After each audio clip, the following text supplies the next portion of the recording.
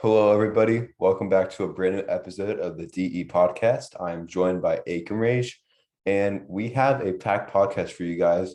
The first round of the NBA playoffs has officially concluded. We have tons of, surprises. We have a lot of things that we expected to happen. And honestly, today we're going to be doing a brief analysis of the first round, our predictions for the second round, and we might have a little bit of a trivia for Akemarage in the middle of the podcast. So I say we kick right to it.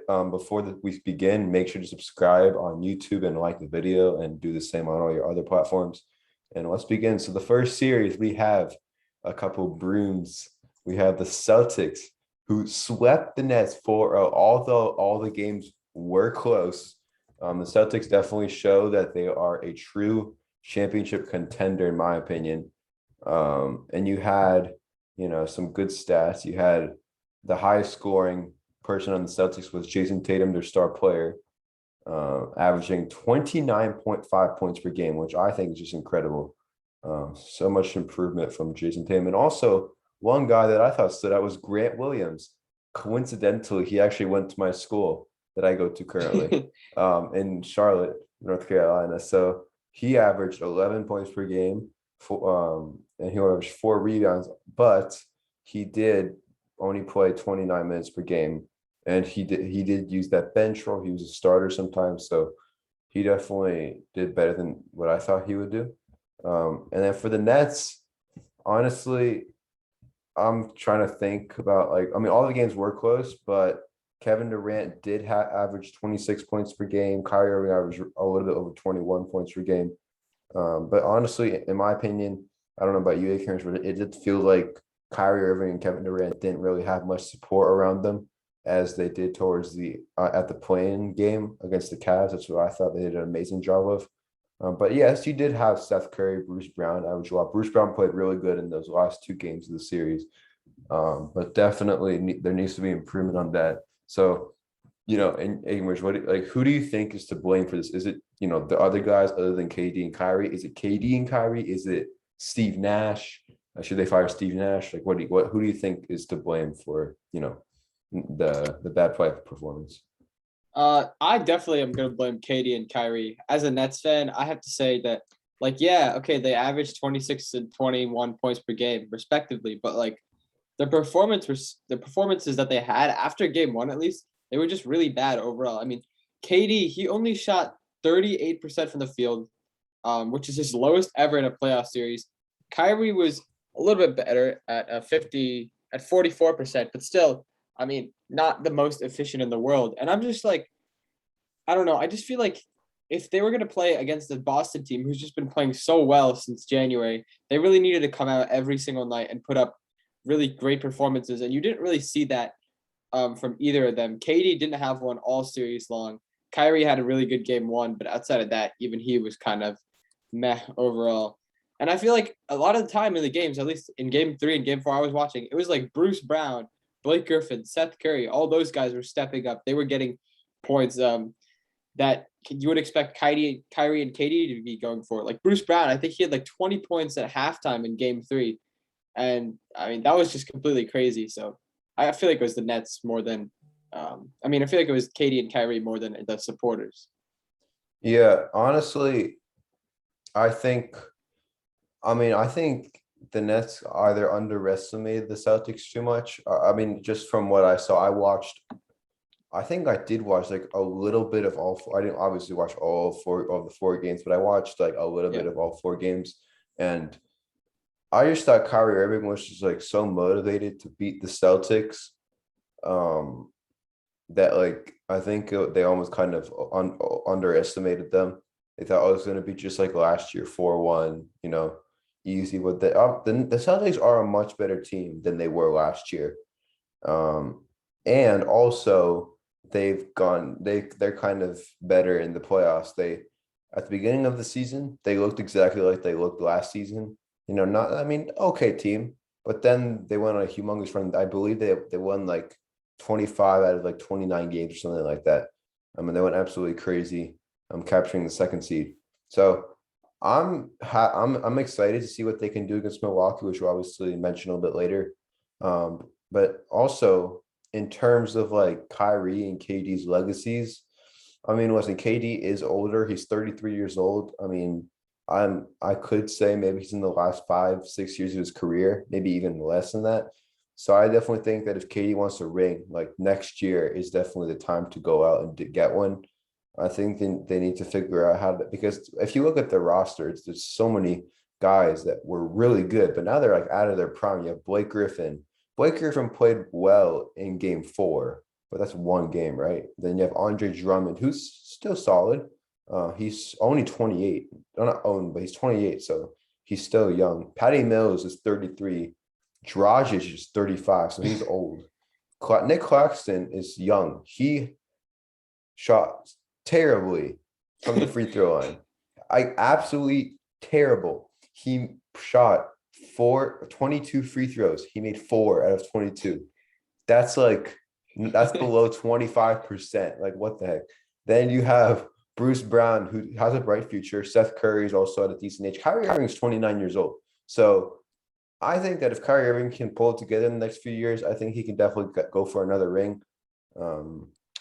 But I think that Boston has a legitimate chance of winning the title this year, or at least making the finals. I shouldn't say win the title. I mean, they do have a chance of winning, but they definitely have a tough opponent in Milwaukee.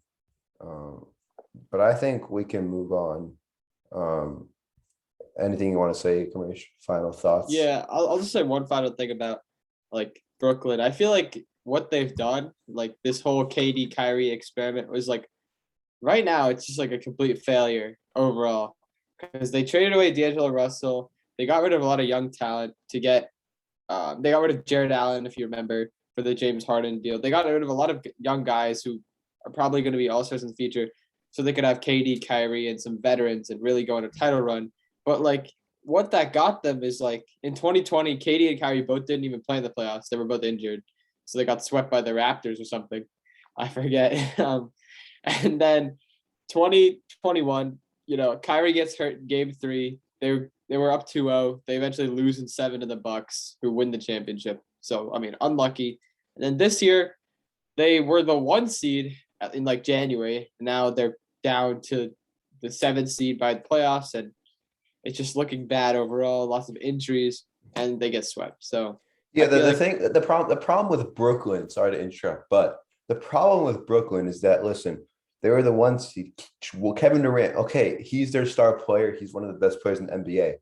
But one guy gets injured, and you go from the 1 seed to like the 10 seed. Like, come on, you cannot. And it's not. And they didn't play hard teams all of those games. They went on like an 11-game losing streak, something like that along those lines. But I mean, I don't think this is a good way to kind of interpret the James Harden trade. But since Harden went to Philadelphia, in a way, it's in a way you kind of traded like Jared Allen and all those guys over to not to Philly, but it was like a 3-team trade. But you traded like Jared Allen, Karis LeVert, for Seth Curry and Andre Drummond in a way, because they kind of went for James Harden. That's not a good way to say it, but yeah, I get what you mean. And like, yeah, I mean, obviously, I don't even want to talk about Ben Simmons, but like I feel like we just forget about him because he was in that trade too, but I don't even know what he's doing. He was like, oh yeah, I'm gonna play game 4, and then just doesn't play. yeah. I don't know, because if you have a guy who doesn't even play the entire season as a main guy in the trade for James Harden, come on. Like, look at James Harden. Like, as a Raptors fan, even though I have to say James Harden, when James Harden played really good, they won. When he played terrible, they lost. So like, James Harden is really that key guy. And I think Brooklyn was just in that stretch with KD being injured and all that stuff where James Harden was frustrated. And I think he's doing great in Philly right now, but Brooklyn definitely has to, over the offseason, I say trade some of these guys away. Trade maybe Goran Dragic, Patty Mills, or something like that for some younger talent. Maybe like, I don't know. There's so many teams in the NBA, but maybe like something like in Detroit for like Sadiq Bey or Jerami Grant. Get Jerami Grant and Sadiq Bey on your team. Like, Sadiq Bey is, although their team is literally the like worst than like any team I've ever seen in terms of their record, like Sadiq Bey is incredible. He scored like 50 points in his last game of the season or something like that. So Sadiq Bey, and I was fortunate to watch him. Like the way he moves on the court and the way he like shares the ball is like incredible. So I think if the Nets can get some of that on their team, they have a legitimate chance. And Yeah, yeah. it'll probably be nice for Sadiq Bey and Jeremy Grant to go to the playoffs for once. But Yeah, yeah, and like I agree, and like honestly, over the summer they need to go to Ben Simmons. They need to go to like his house in New York or wherever. They need to call him up to the Barclays Center. They need to have a meeting with them. Like they need Steve Nash, KD, Kyrie. They need everybody. Like all the important players. They need the GM. They need everybody there sitting with them. They need to ask him like the question: will you play this whole season, like the upcoming season? And if he even goes like maybe, they just need to trade him. He should just not be there because he's so unreliable over the past year. Like you already got rid of Harden, who is a really good, who was an MVP like less than 3 years ago. So that was like 5 years ago, but okay. whatever, No, like recently MVP candidate. Well, we can MVP, say yeah, that. Yeah. MVP candidate. Like so, I mean, I don't know. They have to get Ben Simmons to play. If he's not playing, then it's like, why did you even do that whole giant trade and everything? Yeah. Yeah. But guys, I think we should move on to another team that has a legitimate chance of going far. We have the Miami Heat beating Atlanta 4-1. We had Jimmy Buckets averaging 30 and a half points per game. Ooh. Great series. The rest of the team, nothing special in terms of points, but definitely had some good team chemistry there. You had, Duncan Robinson, Victor Oladipo, all those really good guys on the bench. Kyle Lowry even injured for one game, but they still managed to have, put their foot on the Hawks' neck. For the Hawks, DeAndre Hunter had an impressive series, averaged about 21 points per game. Trae Young averaged 15 points, which may not look bad, but it is bad. Not a good series. How much of a loss is on him? I mean, Trae Young is young. That's the positive. Trae Young's 23 years old. I mean, I think so far in his career and those years that he's been to the playoffs, he's definitely proven himself. But this year he's definitely not a good series for him. I don't think it's honestly the team's fault. I just think if Trae Young averaged like 25, 30 points per game, it would have been better for them because it's not like they got destroyed every game. I think they got destroyed 1 or 2 games. So Trae Young definitely needs to step up his role, especially in those moments in the playoffs where it matters most. But the Heat set up a matchup with Philadelphia in the second round. Should have been Toronto, but we don't talk about that. Miami. We're gonna talk about that next, actually. Yeah. So my prediction, I think we'll discuss it more as we get to Philly, like in the Raptors. But I think Miami will win the series. Well, I'll specify the games later, but I think they're going to win the series and have a legitimate chance of making the finals. I mean, the East is like super competitive this year, which is a big improvement over the last 5 years when there was something called LeBron James and the Cleveland Cavaliers who kept winning the East. So, definitely good that it's more competitive now. And then moving on, we have Milwaukee beating Chicago 4-1. We have Genesis Acampo averaging just under 29 points just under 29 points per game. Chris Middleton getting injured. Very unfortunate for Milwaukee, and it is a huge disadvantage. But Chicago was not able to take advantage of the opportunity. Milwaukee went 2-0 without Middleton and 2 impressive wins over Chicago. In game 4, when they went up 3-1, DeRozan and Zach LaVine both walked off the court in frustration. DeRozan only averaging 20 points in the series. Did not shoot well in game 1 when they lost. Definitely proved himself in game 2, but definitely need to be better in game 3 and 4 and 5, obviously, those games that they lost. Unfortunately, Lonzo was out. Alex Caruso had a concussion in game 5, so he was out. And then Zach LaVine was placed in health and safety protocol, so obviously it was a huge loss for game 5. But definitely disappointing for Chicago. DeRozan overall did not have a good series. The question that I think both of us are asking is like, was that expected of him? I think from myself, I think that DeRozan. I mean, obviously he had high expectations going into the playoffs. the Bulls were looking like a bright team, maybe to go to the conference finals, but it's all about experience. Zach LaVine's in his first playoff series in a long time, or maybe I don't even remember if it's his first as a Bull. I remember that. But then Vucevic in his first playoff series, other than the bubble, you had yeah, like these guys are in their first playoff series. Alex Caruso is probably the one guy who has like the most not even experience because he won a title in Disneyland. But no, but DeMar DeRozan had experience in the playoffs, so I think we did expect more of him. I don't think it's. I mean, obviously, it's not good that he played bad, but I think he definitely needs to step up next year. The Bulls are looking like a very bright team. I mean, obviously, in the regular season, we all knew that they're not good against the best teams in the East. They had a bad record against the teams like the Bucks, the Celtics, the Heat, Raptors, all those top teams in the East, and the Sixers. So, in my opinion, the Bulls had a good season. I mean, definitely a big improvement over last season, making the playoffs. I think the next step is obviously going far. I don't think they need to do much in the offseason because all the guys are relatively younger. DeMar DeRozan's 32. He still has like 5, 6, 7 more years in him. So in my opinion, everyone stays where they are and just I think injuries got to the best of them. But what do you think about the series? Yeah, I pretty much agree with everything you said. It's just like, I mean, it was just like the Nets. They were also the 1 seed at one point. The Bulls, in like December, early January, and everybody's like, "Wow, the Bulls are really, really good." They did have some injuries. Zach LaVine got injured, and that really hurt them. Lonzo Ball being injured the whole year, basically, I think also was a big blow, along with Alex Caruso. They lost their starting and backup point guards for a lot of time. I think the Bulls. I think they just keep it together. Try again next year. Hopefully, Lonzo Ball can be healthy because he's had injury problems for his whole career now, in pretty much every season.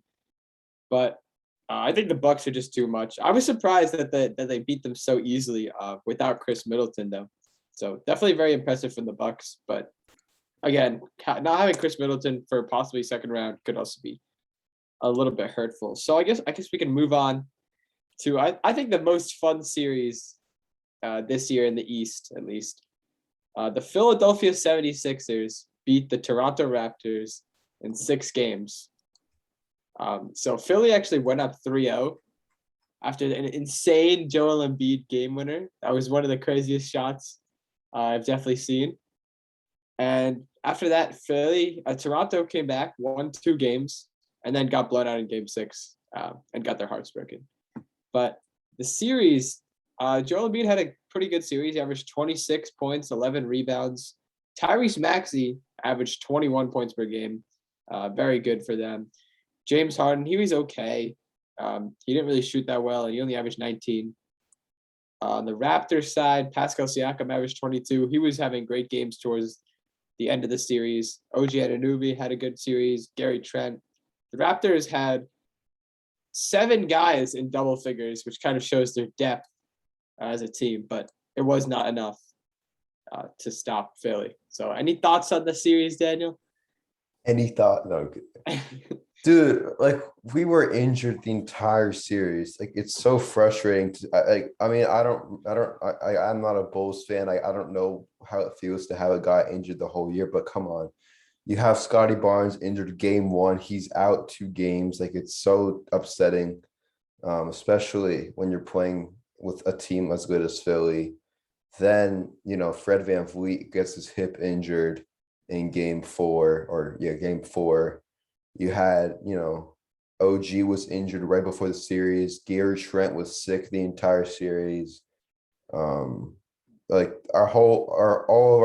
everybody in our starting 5, probably not Siakam, but everybody else had injuries. I mean, a 3-0, I just didn't expect anything. I was just kind of looking at the bright side. I didn't even watch game 4 and 5 because I just thought it was over.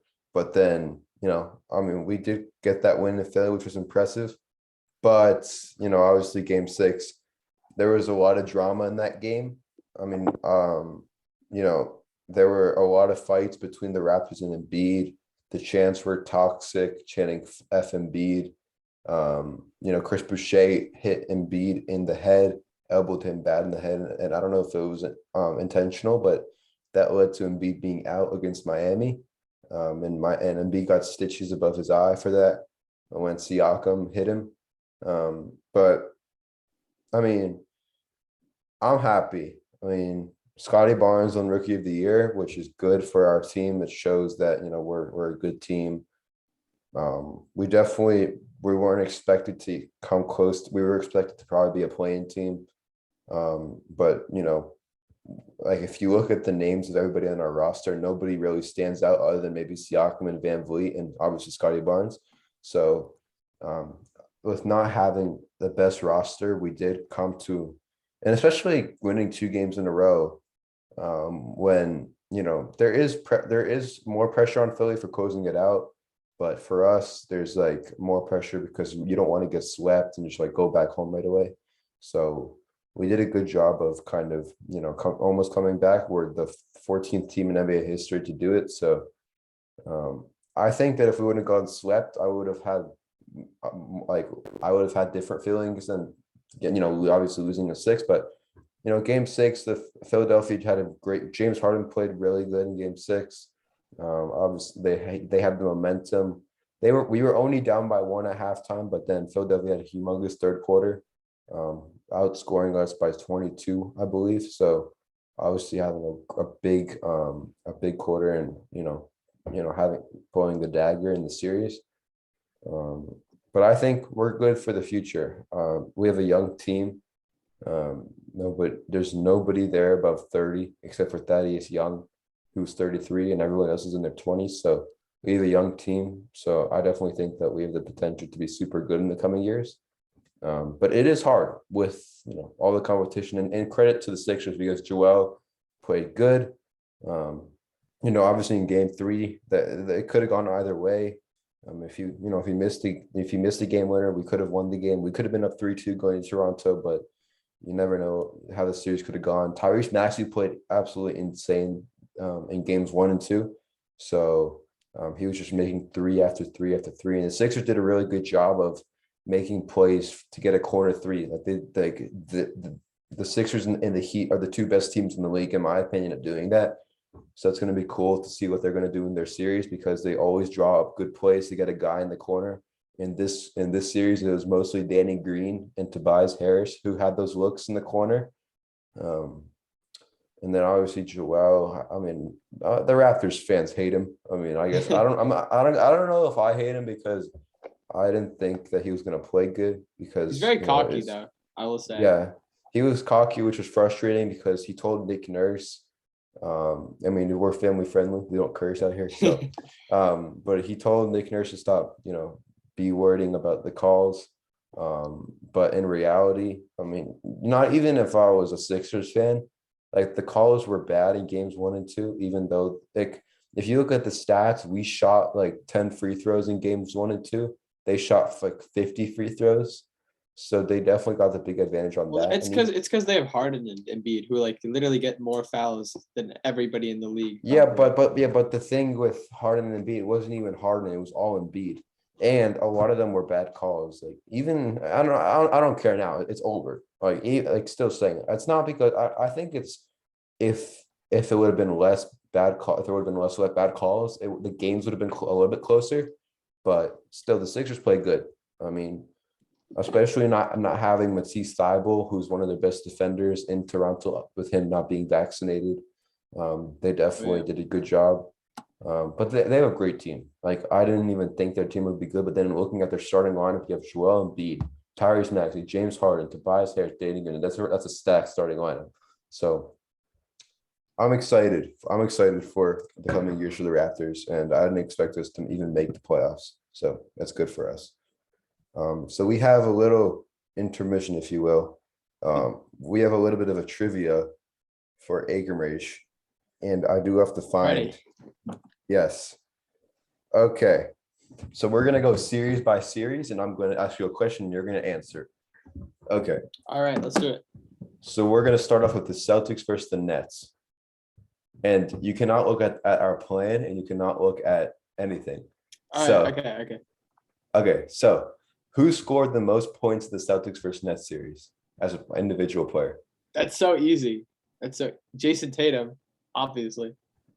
Okay. So also for Jason Tatum, there are two more categories that he had the most in the entire series. What were they? Ooh. Oh my God. Two more categories he had the most in. Oh, that's difficult. Assists. It's got to be one. Correct. Okay, let's Correct. go. I feel like it's gonna be like something random, like blocks. It's not blocked. No.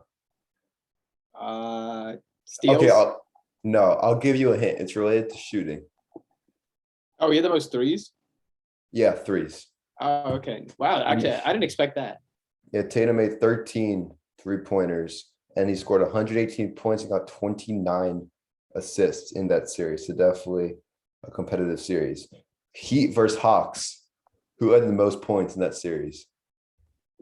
Jimmy buckets. Oh Clearly, my God, obviously. of course. Okay, there's one more category. What category did he propel in? Oh my God. Definitely not threes because he does not shoot threes at all, or shoot well even. It's got to be. You know, it's gonna be steals. Correct. Let's go. I Jimmy was gonna. Butler had 11 steals in the series. That's Okay, like so that's like two per game, right? It's pretty good. yeah. Okay, so since some of the series are more obvious in points, but in the Sixers versus the Raptors series, there were two players who had the most steals tied. Who were they? Ooh, okay. Wait, can you give me a hint? Like, are they both on the same team, or is it like Yeah, both okay, on the same team. okay, they were definitely both on the Raptors. That's my first That's thought. correct. Um, probably Fred Van Vliet. No, wait, actually no. Scotty Barnes and Fred Van Vliet. You got Fred VanVleet right, but not Scotty Barnes. Who else is on the Raptors? Oh, OG Anunoby. Nope. Pascal Siakam. Yep. Okay, let's go. Okay. Next, we had who had more 3-pointers made in their first round series? Klay Thompson or Desmond Bain? Ooh, you know what? You think it's Klay Thompson, but it's got to be Desmond Bain. He went off versus It's the Desmond Timberwolves. Bain. Desmond Bain had 27 threes and Klay had 22. Oh, it's pretty So, close. yes, it was close. Desmond Bain averaged Okay. like 20 points per game in that series. He was crazy. Okay. So who for the Memphis Grizzlies had the most assists in the series over the Timberwolves? And a hint is he had 63 assists in the entire series. And he played for the Grizzlies. Yes. Oh, okay. It's either John Morant or Tyus Jones. It's got to be. I think it's John Morant Yep. John Morant. because he had that. He had like 15 assists in a game. I remember watching that one. That was Yeah, that's crazy. Okay. What the heck? Oh, oops. Okay. Another question. I actually don't know the answer to this myself. So who had the most points in the Mavericks versus Jazz series? Oh, I actually know this one because I was writing it in the plan before. Jalen Brunson. Yes. Okay. Who had the most assists? Jalen Brunson. Nope. Uh, Mike Conley. Nope. Spencer Dinwiddie. Nope. Bro, who? No way, it's Luca. Nope. I I don't know. Imagine if it was like Rudy Gobert. No, it's definitely No, it's not. not Rudy Gobert. Donovan Mitchell. Yep. Really? That's actually pretty crazy. Okay, last question. We had the Bucks versus the Bulls series. Who had the most steals? And a hint is he did not start on either team. He was a bench player. Caruso. Nope. The GOAT didn't lead in steal. Who even plays on the Bulls bench? I don't even remember. Let's see. He was on the Bulls Bucks. bench. He's on the Bulls bench. Bulls bench. It's got to be what's his name? Are you searching it up? No. I'm doing this off memory. Is it Patrick Williams or does he start? He starts, and no, it's not him. Oh, I know. It's got to be what's his. He plays point guard too. Kobe White. Nope. I don't even know anybody else on the Bulls. His name starts with a J. The J. J-A. J-A-V. Yeah. J-A-V. I have no idea. Oh. It's like I forget his name. It's like Javante Green, right? Something like that. Yeah. Let's go. Exactly. Okay, that concludes the trivia. Good job. Okay, so next we're gonna move on to the Western Conference. We have the Memphis Grizzlies and the Minnesota Timberwolves. The Grizzlies beat them in 6 games. We had a lot of people average a lot of points. We had Desmond Bane averaged 23.5 points, John Morant 21.5. Then for the Wolves, you had Anthony Edwards just over 25 points per game. Minnesota showed 3 different games with double-digit leads. And coincidentally, I don't remember the stat, but I think it's all the games in Minnesota or something like that where the Grizzlies won. It was where a protester chained themselves to the net or something. Oh my God, I saw that. That was so weird. Like I think one person tried to glue themselves to the floor also or something. Yeah. But Desmond Bane had a phenomenal series. In my opinion, he was the best player on the Grizzlies. He definitely had a good playoff debut. And for Minnesota, they had a good playoff series. I mean, they made it really competitive. I mean, obviously they had opportunities to close it out, but they obviously didn't take them. So I definitely think that they could do a better job of that. But overall, good season.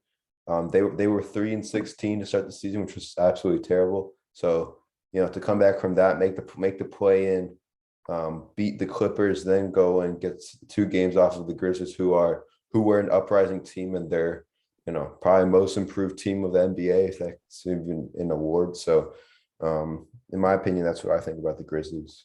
Yeah, I think actually I saw an interview with John Morant's dad. I think ESPN did it. Oh yeah, I saw that. And he was like, they were like, "How did John Morant play?" And he said, "Trash." Yeah. Which was so honest. I mean, but it was kind of true because, yeah, he did average over 20 points per game, but he shot under 40%. And compared to Desmond Bane, who shot lights out and averaged more points per game, he didn't really do that well. He did very good assist numbers, and overall he was pretty solid, but like nothing compared to what he was doing in the regular season, really. So hopefully he can have a better one versus the Warriors, but we'll see. I think overall, the Timberwolves. I think like the Grizzlies, the Timberwolves were probably better. Like if you looked at the duration of the series, like the Timberwolves were probably outscoring the Grizzlies, like for most of the series, but then the Grizzlies just came back and won in some key moments, and so that's why they actually won the whole thing. Which like how do you choke 2 20-point leads in the same game? Yeah, there was one game that game they were down by 27, I believe, and they came back and won. Like, that's crazy. But we can speak next of their opponent, the Golden State Warriors. Defeated the Nuggets really impressively, 4-1. We had Steph Curry. He came off the bench and averaged 28 points per game. In Game 5, they had their most stacked starting lineup of all time. You had Steph Curry, Klay Thompson, Jordan Poole, Andrew Wiggins, and Draymond Green. And then off the bench, the new death lineup. Exactly. You had Gary Payton II coming off the bench, Otto Porter Jr., Nemanja Bjelica. You had just an outstanding bench. You had Jonathan Kuminga also off the bench.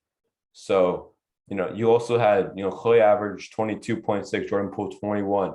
So everybody had a really impressive series. Nikola Jokic, of course, averaging 31 points per game in this series. I'm leading his team. The Nuggets need to improve on just having a key balanced roster, because it just felt like Nikola Jokic was just trying to carry and carry and carry. His back probably hurts so bad right now. But the Warriors won in 5. Jamal Murray and MPJ are still unhealthy, so I think that even without them, they actually didn't play bad at all. But I think that you had you had Monte Morris averaging 14. You had Will Barton, Aaron Gordon both averaging about 14. And then you had Boogie Cousins averaging 11 points per game. So and everybody else averaged under 10. But if you add Jamal Murray, Michael Porter Jr. to that lineup, it's going to be a good team. So there's no regrets for Denver. I just think the Warriors played outstanding. And Jordan Poole is probably the third option, I think. Andrew Wiggins is obviously an all-star and everything, and then Klay Thompson, but Klay Thompson is like he's playing like an all-star now. Andrew Wiggins is, playing average, just below average in the regular season. So I think that Jordan Poole is playing better. So he will be the third option. So yeah, what do you think about it? Yeah, I agree with you. I think like Jordan, I could have been Andrew Wiggins, but I think now it's Jordan Poole's time to shine. He's having Yeah. he had a great series overall. Like when he dropped 30 points in game one, I was just like, oh my goodness, like where did he come from? Like obviously he was having a good season all year, but you don't really expect that from him in a playoff series. And then he kept doing it. He kept averaging good numbers and shooting well. Honestly, Yeah. I think he should have won most of. Yeah.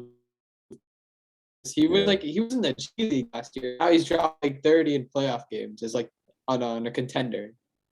Yeah, I put out we put out the Instagram post for like almost a week ago about that, how maybe Jordan Poole was robbed or not, but I don't know because like John Morant is he played outstanding this year, so it's not like he played a little bit better. He did have a bigger span in point averages, so I'm not really sure, but I think we can speak on another strong team, the Dallas Mavericks. They played the first three games, I believe, of the series without Luka Doncic, going 2-1 in those games, but then eventually winning Game 6. Bogdan Bogdanovic, how did you miss that game winner? He was wide open in Game 6 for the game winner, and he blew it. Donovan Mitchell, 2020, 2022, same scenario, except it was Game 7 in 2020, but just an overall recap, you got Jalen Brunson having the best series of his life, 28 points per game. Spencer Dinwiddie with 15 points per game. Luka with 29 points per game. Even coming back through an injury, they are without Tim Hardaway Jr. But they have shown no mercy. Um, you know, Luka won his first playoff series, which is everyone's hyped about, and they're playing a really strong opponent, which honestly, it's going to be a tight series with Phoenix. But Utah, Donovan Mitchell averaging just over 25 points per game. Rudy Gobert averaging only averaging 12 points per game, averaging 13 rebounds though. So, um, I mean, I'm not gonna blame the Jazz for losing two of those first three games because Jalen Brunson played outstanding. It was honestly unexpected. And Utah did win game one, so they did what they were supposed to do, win one on the road. But then obviously losing one at home was not good. But is Donovan Mitchell out? I don't know. Donovan Mitchell, he seems frustrated. Um, yeah, it's a tough scenario for Donovan Mitchell. I'm not sure if he's going to leave or stay, but um, I think the Mavericks could make a deep run possibly. It's going to be extremely tough with Phoenix, obviously with Phoenix having a lot of experience, and it's going to be exciting to see how Dallas can kind of stay in the moment in the second round, obviously not having as much experience as those other teams, but yeah, that's what I think about it. Like, what do you think about it? Yeah, but I feel like even though Jalen Brunson played really outstanding, he dropped like 41 in game two and all that. I'm like, I don't know. How do you, especially with how many people the Jazz have, if you just put it on paper, at least they have Donovan Mitchell plus Rudy Gobert, who's won what 3 defensive players of the years already, Something like that, yeah. something like that. Mike Conley, who's a great player. They have solid bench players. Jordan Clarkson, Royce O'Neal, Bojan Bogdanovic was supposed to be pretty good. He has been pretty good too. So I feel like they did everything right with their roster, but it just hasn't been working out at all these past 3 years. They've pretty much lost to underdogs each time. They choked a 3-1 lead to the Nuggets. Then they lost the Clippers without Kawhi last year, and now they lost the Mavericks, who didn't have Luka for 3 games and were definitely an underdog. then.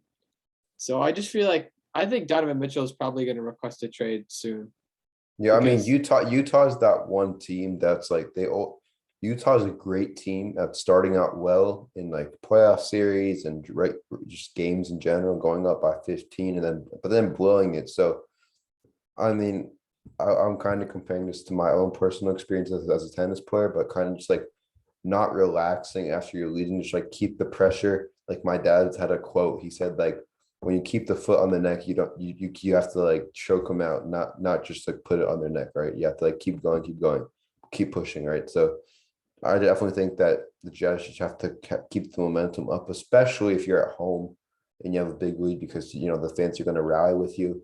And obviously, if you lose, it's not going to be as good. They might be energetic, but I think that we should move on to their opponents. The Phoenix Suns with the Pelicans in 6 games.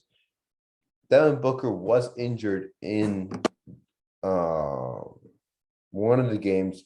I think I'm game not. one, right? Or game two. Something He like that. played. He got injured in game 2, I believe, where the Pelicans split the series. But I think that the Suns did great. Chris Paul averaged 22 points for him. He shot 100% from the field in game 6, 14 for 14. That was insane. He shot 57% on the entire series. But DeAndre Ayton averaging 21 points in an impressive series. Mikal Bridges, Devin Booker, Cameron Johnson, all of them having a great series. JaVale McGee contributing well off the bench, as well as Jay Crowder, Cameron Payne, and Landry Shamet. They have a really balanced roster, and I think that's going to be an advantage for them coming into the series versus the Mavericks. The Pelicans, though, definitely a successful season. You had Brandon Ingram with 27 points per game, CJ McCollum with 22. So the Pelicans definitely everyone doubted them, and they definitely came out and played well. They were in the play-in as a 10th seed. They won 2 playing games, came to a series. Everyone expected the Suns to go and sleep or something like that, but even with Devin Booker's injury, they still managed to play well against the non-injured, with the full healthy Suns. So I think give credit to the Pelicans for just playing amazing. I mean, no, I didn't expect them to even play this good. I mean, the Suns didn't even play bad. The Suns did a good job. So the one guy that I liked a lot was Jose Alvarado. He was hilarious with his mechanics to get the steals. But Zion did say that he will sign a contract extension before, like right on the dot. So definitely nothing to worry about for New Orleans. Zion is going to stay. So yeah, that's what I think. And Akers, you can add your thoughts to the series as well. Yeah, I feel like if they had Zion, they might give the Pelicans a little bit of trouble, honestly. Might go to like 7. I think the Suns would close it out, but Yeah, that would and definitely. also CJ McCollum did say that he wants to retire in New Orleans. So looks like he will be finishing his career there. And in my opinion, I don't think anybody on New Orleans needs to leave. They're a young team, except for maybe Valanciunas, who's 29, and CJ McCollum is 30, but they're a young team. Brendan Ingram is 24 years old. He's young. So I definitely think that the Pelicans can do really good in the next 2-3 years. Yeah, and I remember like in the summer last year, everybody was thinking about how they lost Lonzo Ball, and they were like, "Oh, this is such a downgrade. Like, what was the whole AD trade for? Blah blah blah blah blah."